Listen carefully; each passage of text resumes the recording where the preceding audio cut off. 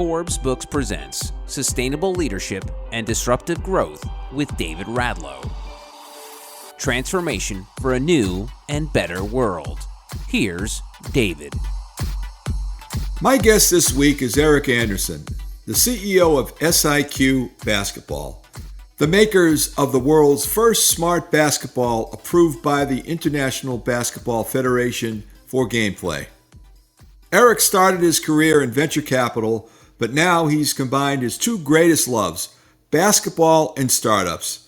Erik, welcome to the podcast. Thank you. It's great to be here. Erik, before we talk SIQ Basketball, let's step back and discuss what got you here. How did you go from investor to CEO? I really took a non-traditional route to this position. I started my career in early stage technology investments. I'm originally from Los Angeles, but my first job was in London. And from there, I moved to Estonia, Tallinn, Estonia, which is in Eastern Europe. I really fell in love with technology entrepreneurship. And I was on the investment side, so focusing on early stage venture capital. In Tallinn, Estonia, I met numerous founders, talked to numerous co-investors. I saw a lot of business ideas, and some were really great and some were not so great. But we made many investments into companies over the years, and I came across SIQ Basketball as a potential deal. Being from Los Angeles, I love basketball. I grew up playing basketball. When I picked up the basketball, I was blown away with how it felt, blown away with the data that it collected and provided me. I took it to the team, and we did the investment. Fast forward a couple months, COVID has changed the world. I'm a contributor on the board and, following the development of this company. And every gym in America was closed. There was a lot of challenges. The Finnish founders could not even enter America to begin conversations for the next round of investment. Being on the board, I understood some of these problems, and I was asked to step in and lead the next fundraise, and the rest is history. The global sports tech industry is worth the neighborhood of about $17 billion. For folks not active or familiar in the space, what's it all about? So the sports technology industry is wild. It's thriving. I think COVID changed the industry a bit, to say the least. Companies like Peloton have risen and since fallen, but you see connected IoT hardware changing the way sports are being conducted at the consumer level and the professional level, whether it's Whoop or the iWatch or Apple Watch, or even just Strava and how people are competing with each other remotely. It's definitely an interesting space. What we're trying to do at SIQ is bring advanced analytics that would previously only be available to professional basketball players or wealthy basketball programs. And we're trying to bring that to the general consumer. In the past 20 years, data and sports have been intertwined in ways people have never thought would go mainstream. But starting with Michael Lewis's Moneyball in 2003, you can't watch any sporting event without an announcer bringing up something like launch angle or rebound rate. Why do you think people love data in sports so much?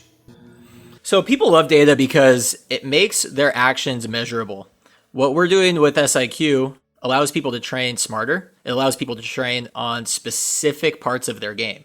So for the basketball world, releasing your shot faster, much like many of the top NBA players, is the most important metric when you're going from middle school to high school to college to the pros. So without having a tool that can make a specific metric measurable, you can't necessarily understand how you're improving. So what we're doing is we're allowing players to break down, and coaches to break down, how consistent and how quick people are shooting, what is the best release angle for that person individually to make their shot from a certain distance, and how can they repeat that muscle flow as they're training so that they can perform better in games. We've always known about stats in sports, but now it's all about advanced data and analytics. How did this evolve? Our founder played professional basketball for 16 years, but he had a passion for computer science and a career in computer science. So his original idea started with duct taping hardware to the outside of a basketball, shooting it, and seeing what data he could collect.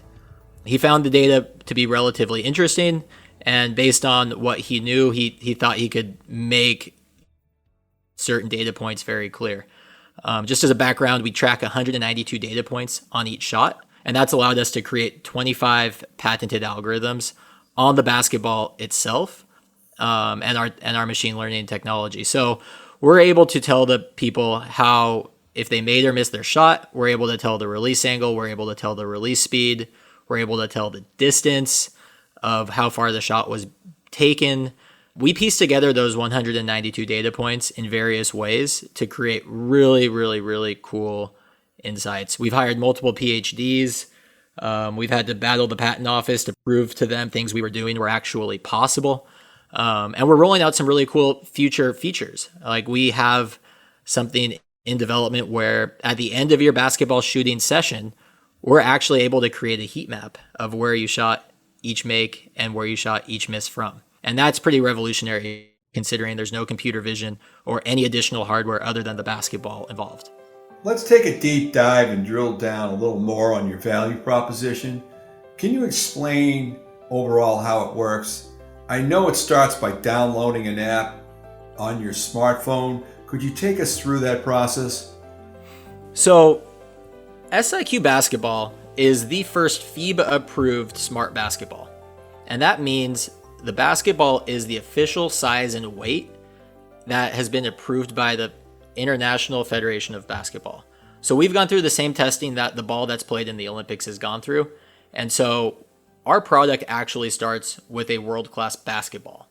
It doesn't wobble. People pick it up the first time they shake it. People dribble it. They say, wow, this feels like an actual basketball. And that's where our product actually begins. From there, there's a battery, there's a set of hardware inside the basketball that's undetectable. You spin the ball up in the air, you get the backspin. That spin activates the battery. The battery turns on a Bluetooth chip, and that connects directly to your phone. And from your phone, you open up the app, and you start shooting. It's as easy as that. What's the business model on this? How do you actually make money? Yeah, no, so our business model is quite simple. We sell a FIBA-approved game basketball. We also have an outdoor basketball. So if people want to train in the gym or out of the gym, we offer both options. And then simply, it's a subscription. So you can order the subscription on our website. You can order it through the App Store. But once you have the subscription, you can use the basketball and track all of your data. Additionally, we just launched the SIQ Coach app. So coaches can work with their players in or out of practice, assign homework, have transparency, and understand what their players are doing on the court and track their entire roster of athletes. To pivot a little bit, John Bello, former head of NFL properties, Sobe and Reed's chairman, says vision without money is insanity. In May, SIQ Basketball announced to close the $3 million funding round led by teams based in Chicago and Estonia. For the audience that is looking to learn on how to make a successful startup pitch, how did that come together? And please continue to share on how you added the business model into that and how it works with your strategy and execution looks like as well in order to be successful and close that round. So I love that question. I was not the founder of the company. I joined the company from the investor seat to the CEO position. When I joined, that was in early 2021.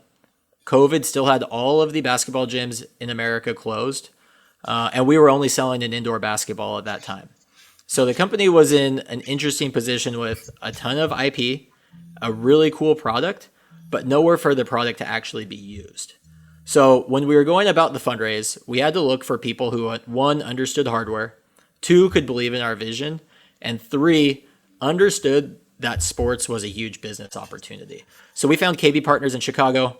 They instantly loved the product. The team has been amazing in bringing connections and opportunities to us. But the pitch was really simple.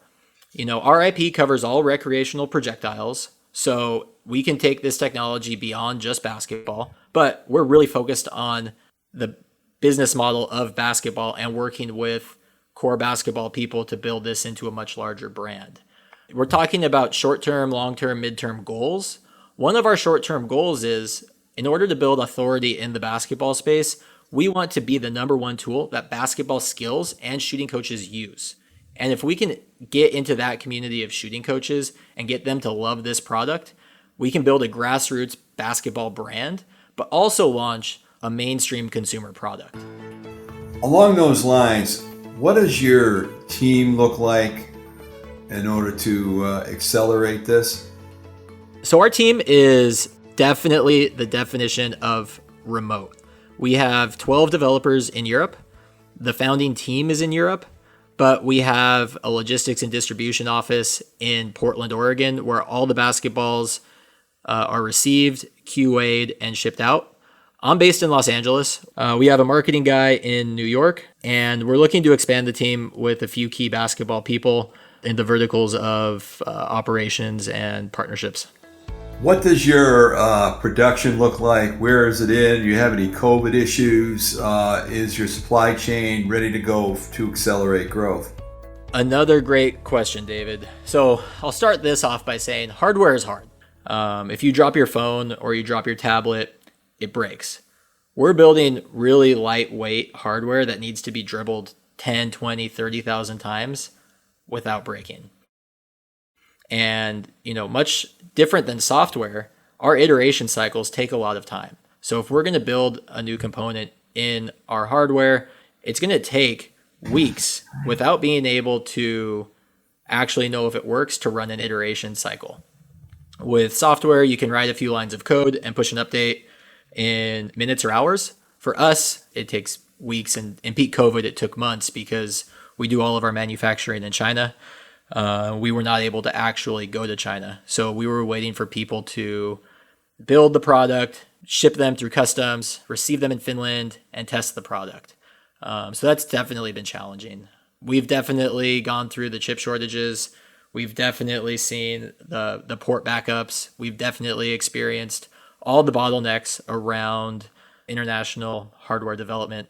And fortunately, we're working on some things to expedite that. I think we're doing a lot of things proactively that are mirrored by some much larger technology companies. So we're definitely being proactive in how we're solving those problems. But, this month we're receiving another 2,000 basketballs, which to some people doesn't sound like a lot, but to an early stage technology startup that is just getting off the ground, 2,000 basketballs changes the game for us. And we're trying to get the technology and the process scaling so that we can have a great holiday season and then move into next year with real momentum. Going back a little bit, as you looked at the startup with the former Finnish professional basketball player, how did you find it and why did you see this as a great opportunity? Yeah, so I grew up playing basketball. There were a few things in my life I have loved as much as basketball. I still play rec league basketball today. In fact, I have a game tomorrow night. I switched to water polo in high school. I was a much stronger swimmer than I was a runner, but the sports are oddly similar, so I picked it right up. When I saw this product, I immediately was just interested. I was intrigued by what they had done. I'd never seen anything like it. I picked up the basketball. I felt it. It felt just like the basketball that I always had played with growing up. When I shot it, I was amazed at what the data I could get out of it. And the fact that they just had such a robust patent portfolio. I just really thought there was something here for such an early stage business. When I presented this to my investment team, actually the first time around, they said, no, this is hardware. We don't want to be involved. I had to take it back to my investment team and actually fight for this deal quite substantially. And fortunately, this was the last in-person meeting I took before COVID. And so COVID shut everything down. We agreed we would do the deal. And, it was, for me, a big win because I really, really, really loved the company. That's great. Thanks for sharing that. All right, hang on, Erik. We have to take a break.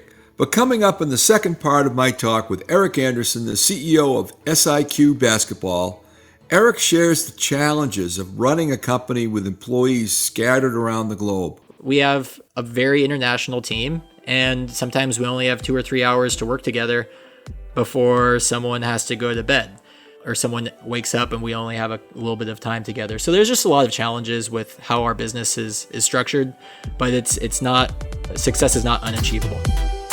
To connect with David, go to davidradlow.com. David's book set, The Principles of Cartel Disruption and Secret Stories of Leadership, Growth, and Innovation, are available wherever books are sold. This has been Sustainable Leadership and Disruptive Growth with David Radlow, a presentation of Forbes Books.